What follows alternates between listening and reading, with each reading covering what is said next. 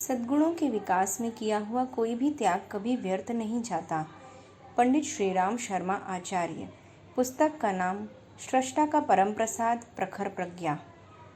मानवीय अंतराल में प्रसुप्त पड़ा विभूतियों का सम्मिश्रण जिस किसी में सघन विस्तृत रूप में दिखाई पड़ता है, उसे प्रतिभा कहते हैं।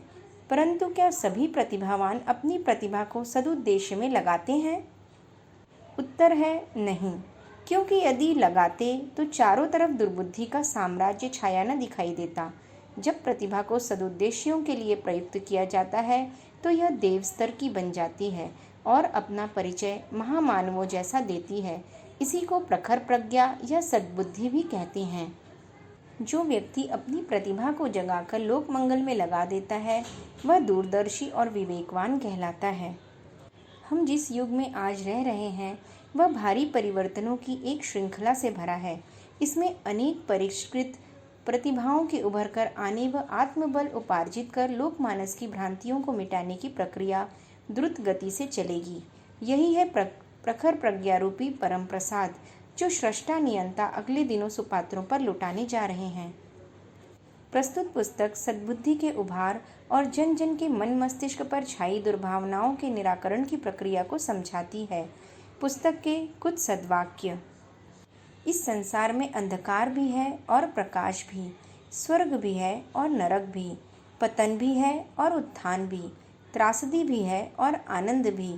इन दोनों में से जिसे चाहे मनुष्य इच्छानुसार चुन सकता है।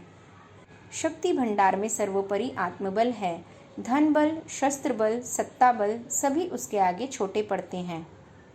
उदारमना होना ही ईश्वर भक्ति का अविच्छिन्न अंग है।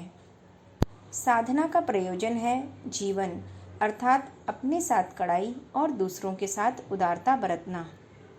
साधन तो सहायक भर होते हैं, वस्तुतः मनुष्य की क्षमता और दक्षता गुण, कर्म, स्वभाव के निखार पर निर्भर रहती है।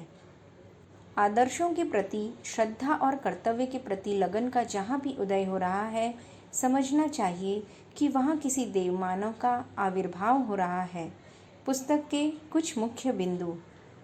अनास्था की जननी दुर्बुद्धि, ईश्वर संबंधी भ्रांतियाँ, आत्मबल से उभरी परिष्कृत प्रतिभा, प्रखर प्रतिभा का उद्दम स्रोत।